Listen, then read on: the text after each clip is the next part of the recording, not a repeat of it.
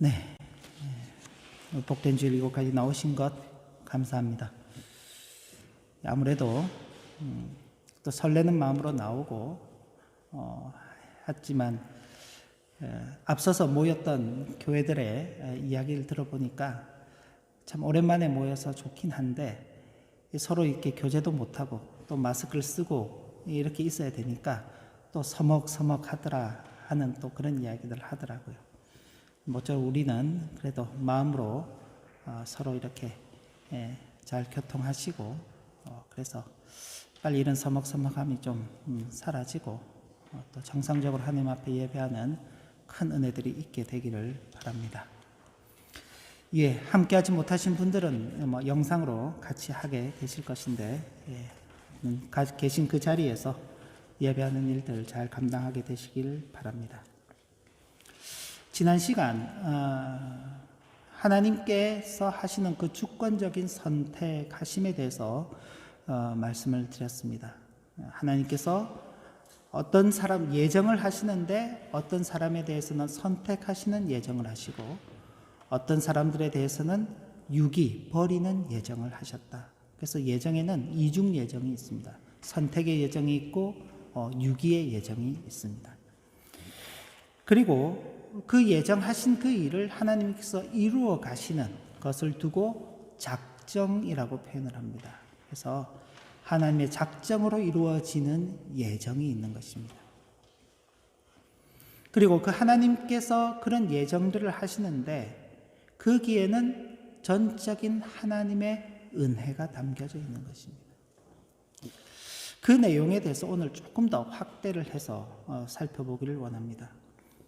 지금 이제 로마서 말씀들은 전체적으로 이방인 교회인 로마에 있는 성도들에게 보내는 서신입니다. 처음 로마서를 전할 때 말씀드렸던 것처럼 처음에는 로마에 유대인 성도들이 다수가 있었습니다. 그런데 로마의 정책에 따라서 유대인들이 로마 지역에서 추방을 당하게 되고 그 이후에 다시 돌아왔지만은 유대인 성도들은 수가 적고 반면에 이방인 성도들의 수는 많았습니다. 그런 중에 여전히 이제 유대인 성도들이 어떤 기득권을 가지고서 그 교회를 자주지하려고 할 때 유대인 성도들과 이방인 성도들 사이에 갈등이 생길 수 있는 겁니다. 쉽게 좀 예를 들자면은 우리가 이곳에 와서 독일에서 생활을 하고 있는데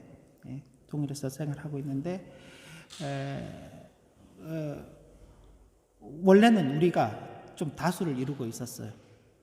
우리가 다수를 이루고 있고 독일 성도님들이 이렇게 몇 분이 이렇게 계셨는데 독일에서 정책이 이제 외국인들은 본국으로 돌아가라. 그래 정책이 펼쳐져서 어쩔 수 없이 우리가 다 본국으로 돌아갔다가 다시 그 이제 정책들이 바뀌면서 저와 여러분들 일부가 돌아오게 된 겁니다. 돌아와 보니까 여기 교회에 이제 우리 한인들보다 독일 사람들이 훨씬 더 독일 성도님들이 많아지게 된 거예요. 근데 이 교회는 우리가 먼저 세웠어요. 우리한테 이제 기득권이 있는데 근데 다수가 독일 교회 성도들이 있다 보니까 기득권을 뺏기기 싫다 보니까 서로 이제 막 알력 다툼 같은 것들이 있는 겁니다. 그런 와중에 하나님의 구원하심이라는 것은 유대인이냐 이방인이냐 그런 민족을 따라서 주어지는 게 아니다. 믿음으로 말미암아 의롭다 하심을 받은 자들에게 주어지는 것이다. 믿음으로 말미암아 의롭다 하심을 받은 자들이 누군가? 그럼 바로 우리들 아니냐? 이방인들, 너희 로마 교회 성도들 아니냐? 로마 교회 성도들은 행위로 의롭다 하심을 받은 게 없습니다. 왜냐하면 그들은 유대인들도 아니죠. 그들은 어떤 그 하나님 앞에서 내세울 것이 아무것도 없는 그런 존재들입니다. 단지 예수 그리스도를 믿는 것 외에는 자신들이 하나님 앞에 내세울 것이 아무것도 없죠. 그런데 유대인들 나면서부터 아브라함의 자손이고 율법을 지키고 절기를 지키고 할례를 받고 다 가졌죠. 그런데도 불구하고 교회의 일원으로 받아들여졌을 때 그들에게는 믿음 말고는 아무것도 없는 것입니다. 믿음 말고는. 바로 그 이유 때문에 맞아. 사도 바울 말 들어보니까 유대인들은 하나님께서 버리신 것 같아. 자기들의 행위를 가지고 하나님 앞에 의롭다 하심을 받으려고 하니까 그건 사도 바울의 말이 틀린 말에 따르자면 저 유대인들은 하나님의 버리신 자들이 맞는 것 같고 우리가 하나님의 택하심을 받은 자들이야. 그렇게 이제 생각하게 되는 겁니다. 그런데 이제 그런 부분에 대해서 사도 바울이 다시금 이야기하는 게 유대인을 정말 버린 건 아니다. 유대인을 버린 게 아니다. 나도 유대인이고 나도 아브라함의 자손이다. 왜 하나님께서 그럼 유대인들을 버리셨느냐? 유대인들을 버리신 게 아니라 그 가운데에 하나님께서 택하신 자도 있고 버리신 자도 있다. 아브라함을 하나님께서 택하셨을 때 왜 아브라함을 택하셨을까요? 특별한 뭔가가 있기 때문에 아브라함을 택하신 게 아닙니다. 아브라함을 택하셨을 때에는 그저 하나님께서 그 수많은 사람들 중에 아브라함을 택했어요. 우리가 예전에 한번 거기 여호수아서를 볼 때도 확인했던 것처럼 아브라함은 자기 고향 땅에 있을 때 우상을 숭배하던 사람입니다. 아버지를 따라서. 그런 중에 있던 아브라함을 하나님께서 구별해 내신 거죠. 수많은 사람, 똑같은 사람들이 있는데 그 중에 아브라함을 하나님께서 구별해 내신 것입니다. 근데 이제 이스마엘과 이삭은 좀 다르죠. 엄마가 다른 겁니다. 한 사람은 종에게서 나고 한 사람은 자기의 정식 부인에게서 낳았죠. 그러니까 혈통이 중요하구나 라고 생각할 수 있는 겁니다. 아브라함을 택할 때는 혈통이라는 게 필요 없었습니다. 근데 이스마엘과 이삭으로 넘어가니까 혈통이 중요한 것처럼 보이죠. 정통 혈통을 따라야 되는 거구나. 그런데 야곱과 에서로 넘어가면요. 같은 아버지의 같은 어머니의 쌍둥이로 나왔습니다. 시간차도 별로 없어요. 형이 나올 때 형이 발 뒤꿈치를 잡고 나왔으니까 그죠? 정말 몇 초 정도 차이 날까? 그죠? 그런데 하나님께서 야곱은 택하시고 에서는 버리셨어요. 그럼 혈통도 중요한 게 아닌 겁니다. 바로 그 이야기를 하면서 하나님의 주권적인 선택은 사람에게 달려있는 게 아니라 하나님의 당신의 뜻대로 달려져 있다라는 겁니다. 이걸 두고 이제 이중 예정이라 그러는데 조금 앞부분은 좀 어려울 수 있는데 그래도 한번 쫓아와 보시면 교환을 보시면은 이중 예정 선택과 유기에 대한 논리적인 구분이 이렇게 나 있습니다. 논리적으로 이렇게 구분할 수 있다는 겁니다. 이중 예정이 적용되는 시기가 언제냐? 그걸 이제 성경 안에 있는 그대로 보면은 로마서 9장 11절에 그 자식들이 아직 나지도 아니하고 무슨 선이나 악을 행하지 아니한 때, 그러니까 출생하기 이전입니다. 생명이 이 땅 가운데 태어나기 이전이고 어떤 행동을 취하기 전이죠. 어떤 선한 일도 하지 않고 악한 일도 하지 않았습니다. 그러니까 하나님의 예정하심이 언제 주어지는가? 사람이 이 땅에 태어나서 선한 일을 하면은 하나님이 선택하시고 악한 일을 하면 하나님께서 버리시는 게 아니라 태어나기도 전에, 출생하기도 전에, 어떤 행동들이 있기도 전에 그 예정은 정해지는 것이다 하는 것이죠. 그리고 왜 그러면 하나님께서 이렇게 이중 예정을 하시는가?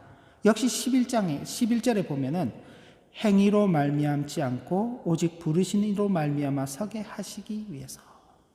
그러니까 하나님의 선택과 하나님의 버리심은 전적인 하나님의 능력이다. 하나님의 선택이다 하는 것을 보여주기 위해서입니다. 그럼 이중 예정의 대상이 누구냐? 역시 로마서 9장 16절 보면 원하는 자로 말미암음도 아니요 다른 박질하는 자로 말미암음도 아니라 그랬습니다. 그러니까 원한다고 되는 것도 아니고 다른 박질한다는 것은 노력하는 것이죠.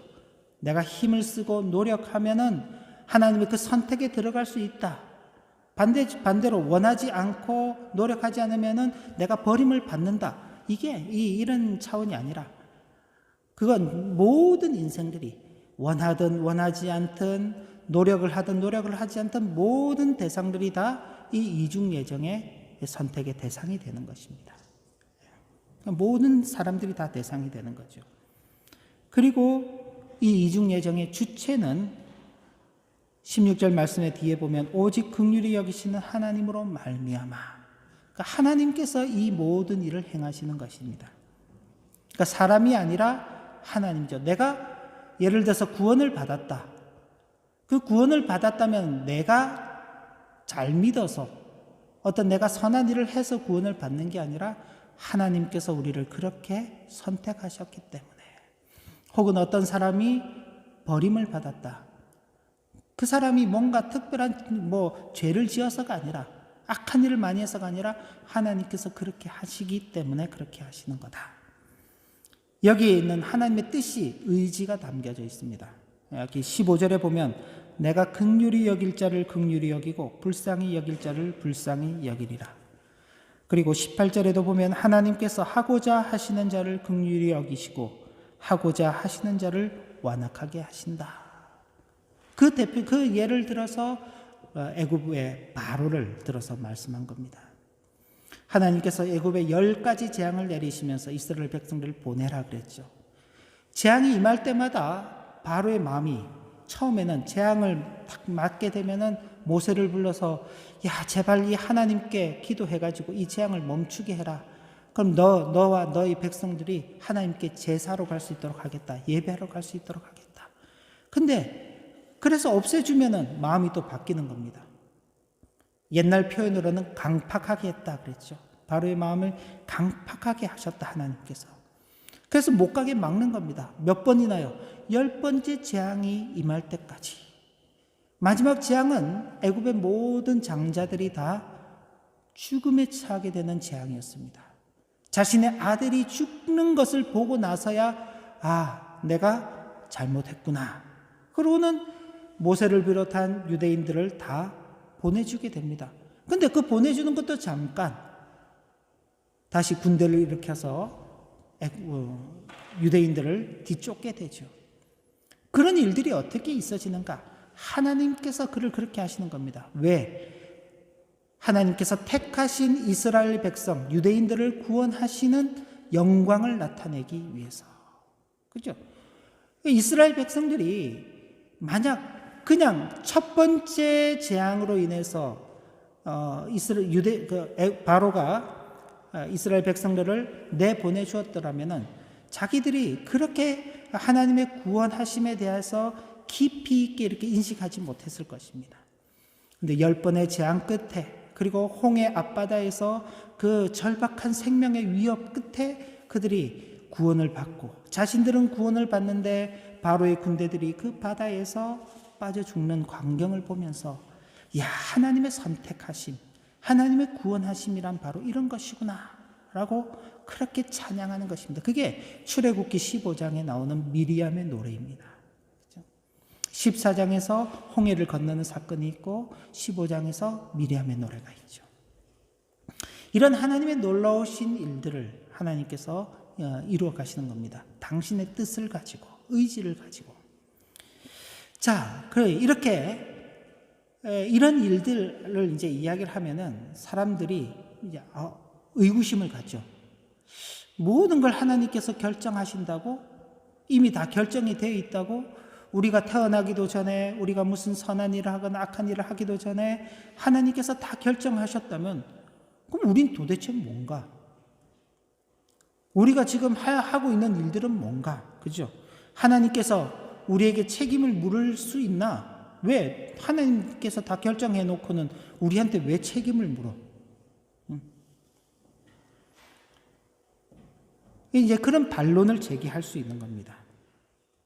그런데 하나님께서 모든 것을 다 결정하신다, 결정권이 하나님께 다 있다라고 말할 때 그건 하나님께서 이렇게 된다, 저렇게 된다, 이런 차원의 아주 그 단순한 차원의 결정을 두고 이야기하는 게 아닙니다. 교환을 보시면서 같이 읽어보면 좋은데, 모든 결정권이 하나님께 있다는 것이 의미하는 것은 하나님께서 오직 자신만을 우리의 구원을 이루는 자로 두시려 그 뜻을 정하시고 우리의 모든 도움과 구원을 스스로 맡으셨다는 겁니다. 그러니까 하나님께서 결정하신 거로 끝이 아니라 하나님께서 결정하시고 그 일에 대한 모든 책임 그리고 모든 역할들을 하나님께서 친히 다 감당하신다는 겁니다. 그러니까 구원을 위해서 우리가 해야 할 일은 아무것도 없는 것입니다. 왜? 하나님께서 하시는 거기 때문에. 하나님께서 그걸 본인께서 또 짐으로 책임으로 또 맡으셨기 때문에 하나님께서 결정하시는 거죠. 하나님께서. 그런데 이런 말씀에 대해서 어리석은 인생들은 참고 또 인정하고 받아들이기가 힘들어합니다. 그렇지만 인생은 하나님께서 하시는 일에 문제를 제기할 수 있는 능력이 없는 존재들입니다.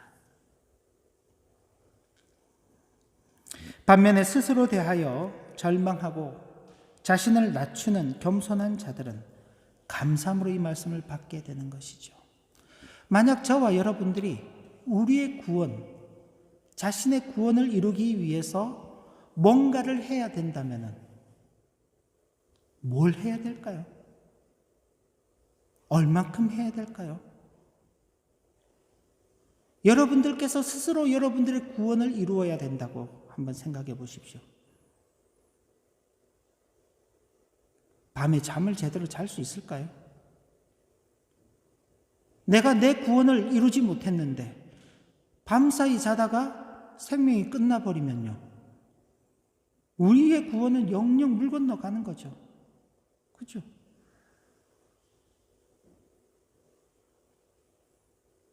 만약 우리가 우리의 구원을 스스로 책임져야 된다면, 우리 구원을 이루기 위한 짐을 우리가 스스로 져야 된다면요, 우리는 잠시도 불안해서 살 수가 없는 겁니다.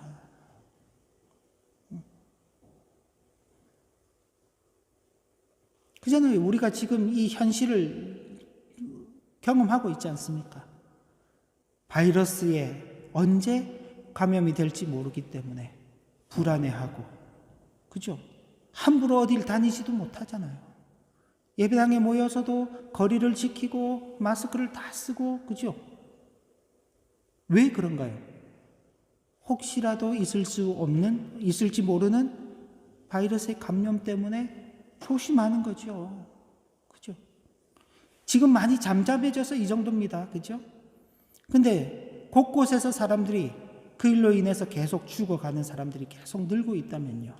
지금도 숫자가 계속 감소가 되지 않고 계속 늘고 있다면요. 우리는 불안해서 어떤 행동도 할 수 없을 겁니다. 구원의 문제는요, 더 심각하죠. 구원의 문제는 훨씬 더 심각한 겁니다. 아마 밤잠을 자지 못하고 먹지도 못하고, 그죠? 불안과 공포 속에 떨 것입니다. 그런데 하나님께서 그것을 결정하시고 그 모든 짐을 당신이 떠안으시고 우리를 그 구원의 길로 인도해 가시는 겁니다. 다만 내 스스로는 그 구원을 이룰 수 없다라고 절망하고 한탄하는, 그래서 하나님이 아니고서는 도저히 이 은혜를 누릴 수 없다고 그렇게 인정하는 자들은 하나님께서 결정하신 그 일에 대해서 감사함으로 받을 뿐이죠. 그리고 하나님께서는 바로 그런 자들에게 긍휼을 베풀어 주시는 것입니다. 긍휼은 우리의 동정어린 심정이나 도덕적 노력에 의해서 받는 것이 아니라 하나님의 자비하심에서 비롯되는 것입니다. 그럼 우리는 지금 우리가 이렇게 모여서 예배하고 이웃을 사랑하고 원수도 사랑하고 가진 것을 나누고 살아가는 건 뭐냐? 구원을 이루기 위해서가 아니라 구원받은 자로서의 삶을 살아가는 것이죠. 구원을 받은 사람들이기 때문에 우리는 이 땅의 삶으로만 끝나는 것이 아니라 영원한 하나님의 나라에서 살아갈 자들이기 때문에 이 세상의 것이 전부가 아니에요. 이 세상의 것들은 그 영원한 나라에 가기까지 잠시 주어지는 것들입니다. 잠시. 임시적으로 주어지는 거예요. 임시적으로 주어지는 것이기 때문에 적당하게 쓰고 적당하게 나누면 되는 거예요. 만약 그걸 영원히 누릴 것이라면요, 남주면 안 되죠. 그럼 남주면 안 되는 겁니다. 영원히 누릴 건 뭔가요? 우리를 향한 그리스도의 사랑, 우리를 향하신 하나님의 그 긍휼하신 은혜, 그죠? 성령 하나님의 인도하심, 이런 것들은 우리가 영원히 누릴 것이기 때문에 이런 건 절대 누구에게도 줄 수 없는 겁니다. 그죠? 이거는 우리가 간직하고 있는 겁니다. 대신에 이 땅에서 먹고 마시고 입고 누리는 모든 것들은 영원한 것이 아니기 때문에 그것은 우리가 영원히 간직할 이유가 없죠. 그러니까 기꺼운 마음으로 나누며 베풀며 살아가는 것입니다. 구원받은 성도이기 때문에 가능한 삶인 것이죠. 하나님께서는 우리의 구원에 대한 모든 책임을 떠맡으셨기 때문에 바로 우리는 우리의 구원을 위해서 애쓰는 게 아니라 이미 구원을 받은 자로서의 삶을 살아가게 되는 것입니다. 그걸 누린다라고 말하는 겁니다. 누린다. 그러면 이런 하나님의 이중 예정, 선택과 유기에 대한 것들이 성경에서 어떻게 증거되고 있는가? 사도 바울은 그걸 토기장이의 비유를 들어서 설명하고 있습니다. 간단하게 말씀을 드리면 우리 여기 유 집사님 댁 근처에도 가면 터퍼라이가 있죠. 거기 이제 만드는 곳입니다. 도자기 만드는 곳들이 있는데 도자기 만들러 가 보면 만드는 사람이 자기 마음대로 만들지요. 그냥 흙이 있고 그 흙을 가지고 내가 네모난 모양으로 만들 건지 동그란 모양으로 만들 건지 길쭉한 모양으로 만들 건지 뚱뚱한 모양으로 만들 건지 자기 마음이죠. 접시를 만들 건지 컵을 만들 건지 병을 만들 건지 항아리를 만들 건지 이건 팔기 위해서 만들 건지 집에서 쓰기 위해서 만들 건지 그건 토기장이의 권한이 있는 겁니다. 근데 그 토기장이에 대해서 나는 왜 흙이 그러죠. 진흙이 나는 왜 접시로 만들어요? 당신이 왜 나를 병으로 만들어요? 왜 나를 컵으로 만들어요? 왜 나는 동그랗게 만들어요? 그렇게 따질 수 있나요? 따질 수 없죠. 가장 일반적인 원리입니다. 마찬가지로 이 세상을 창조하신 하나님께는 토기장이가 가진 권한보다 더 큰 권한이 있는 것입니다. 하나님께서 어떤 사람에 대해서는 기 있을 사람으로 어떤 사람에 대해서는 천이 있을 사람으로 하나님께서 구별하시는 능력이 하나님께 있는 겁니다. 교회 안에도 그건 마찬가지. 꼭 선택과 유기의 문제만이 아닙니다. 저와 여러분들은 다 똑같이 하나님을 섬기는 사람이잖아요. 제가 여러분들보다 더 특별하지 않습니다. 그런데 저는 목사로서의 일을 하는 것이요. 하나님께서 그 일을 제게 맡기신 겁니다. 목사로서 쓰는 것이죠. 여러분들은 그 교회를 함께 이루어가는 성도들로서 이 자리에 있는 것입니다. 저와 여러분들이 다 목사면요. 성도는 없고 다 목사면 어떻게 되겠어요? 반대로 목사는 없고 다 성도만 있으면 어떻게 되겠어요? 교회가 제대로 잘 이루어지지 않는 것입니다. 그죠? 하나님의 선택하심이라는 것은 바로 이런 하나님의 특별하신 권한 속에서 각자를 하나님의 뜻에 따라서 필요한 방식으로 써가시는 것이죠. 그리고 호세아 선지자도 이미 이 일에 대해서 예언을 하고 있습니다. 로마서 9장 25절 26절을 보면 이렇게 기록되어 있습니다. 호세에 그래도 이르기를 내가 내 백성 아닌 자를 내 백성이라 사랑하지 아니한 자를 사랑한 자라 부르리라. 너희는 내 백성이 아니라 한 그곳에서 그들이 살아계신 하나님의 아들이라 일컬음을 받으리라 함과 같으니라.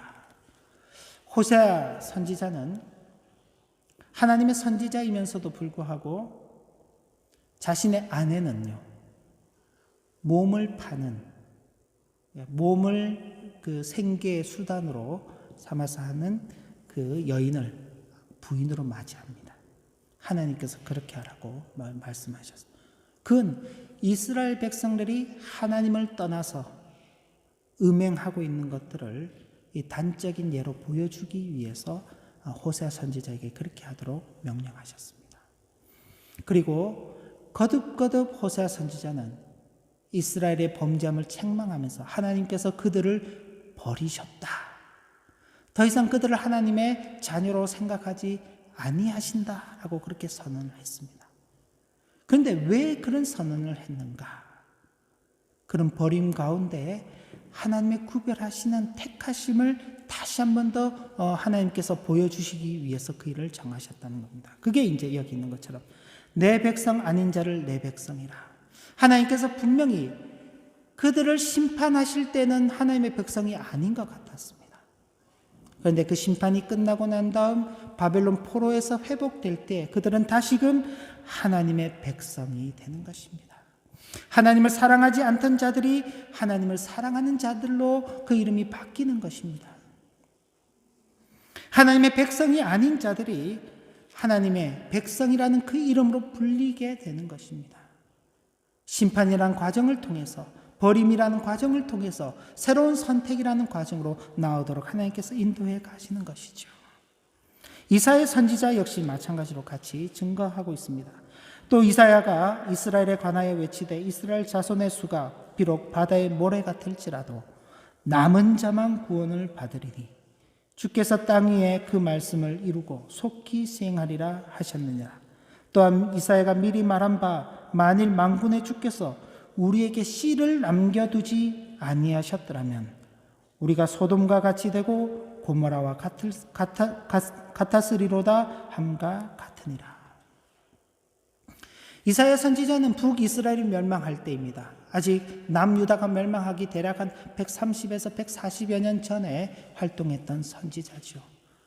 북이스라엘이 멸망하는 그 과정 속에서 하나님께서 그들을 책망하시는 그 내용들을 선포하며 자신들이 이스라엘이라는 그 이름 때문에 자부심을 갖고 하나님의 경고의 말씀을 무시하고 자신들만의 길을 걸어갈 때에 모든 이스라엘이 다 이스라엘이 아니다.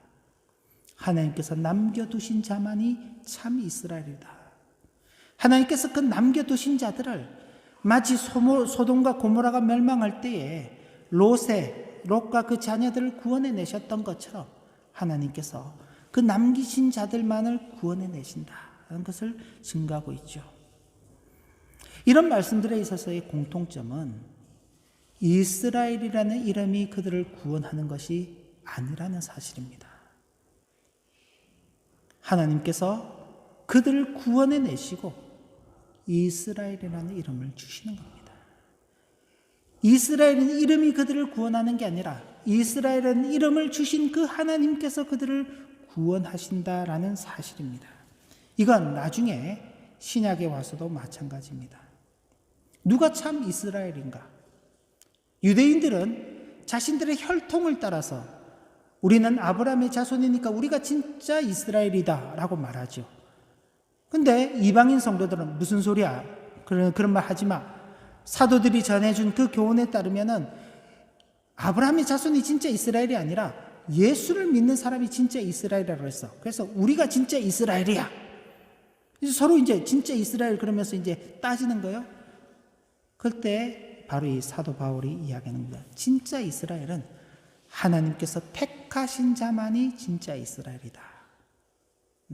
우리가 믿었기 때문에 이스라엘이 된 게 아니라 우리가 하나님께서 택하셨기 때문에 믿게 되었고 참 이스라엘 백성이 된 것이다 라는 사실을 증거해 주고 있는 것입니다.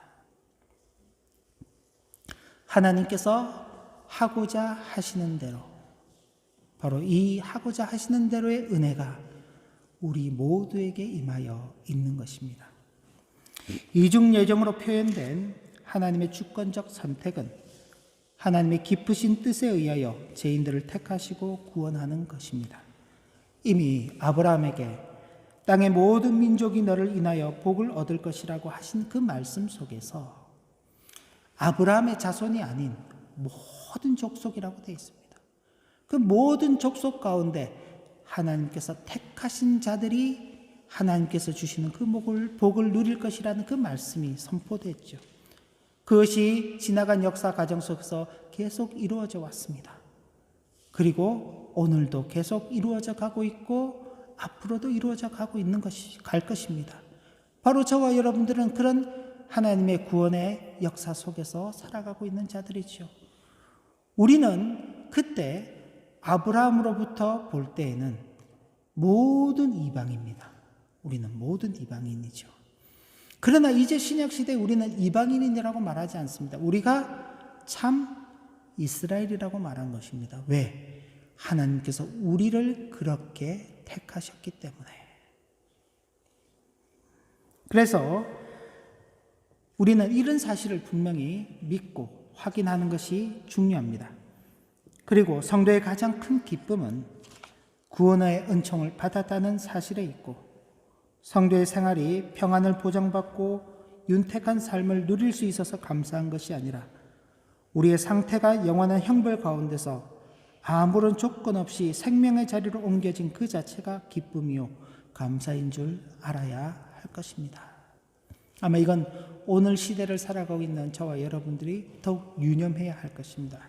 행복과 감사의 기준이라는 것, 기쁨이라는 것은 많은 경우에 우리는 우리의 현실과 대비해서 느끼곤 하는데, 성도에게서 참된 평안, 참된 감사, 참된 기쁨은 그런 차원을 훨씬 넘어서고 있다는 사실입니다. 이 기쁨과 감사 가운데 당면한 어떤 환난이나 역경 속에서도 능히 이기는 삶을 살아가야 하겠습니다.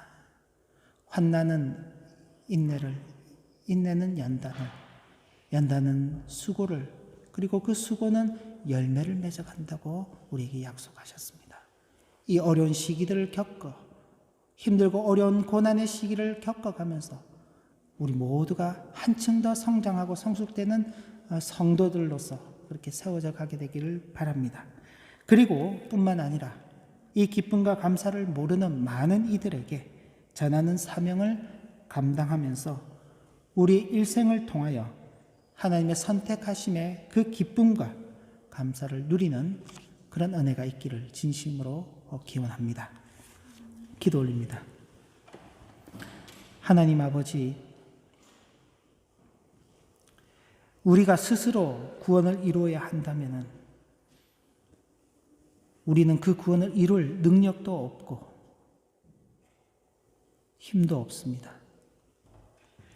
하나님께서 우리의 구원을 이루셨기 때문에 우리는 오직 그것을 누릴 뿐입니다. 그런데도 하나님의 선택과 유기라는 이 말씀 앞에 우리가 바른 이해를 갖지 못하게 되면 오히려 이것으로 하나님을 원망하게 될 수도 있습니다. 우리가 이런 내용들의 앞에서 스스로를 겸손히 돌아보게 하시고 스스로 이룰 수 없는 그 구원을 이루어 가시는 하나님의 그 은혜에 감사하게 하시고 이미 구약에서 증거하신 대로 신약에서 이루어 가시며 지금뿐만이 아니라 앞으로도 계속 이루어 가실 그 확신 속에서 살아가는 우리의 복된 생애가 되도록 인도하여 주시고 받은 이 은혜와 이 감사와 이 기쁨을 우리만이 아니라 아직도 알지 못하는 많은 사람들에게 전하는 이 사명 역시 잘 감당하도록 인도하여 주옵소서. 예수님의 이름으로 기도 올리옵나이다. 아멘.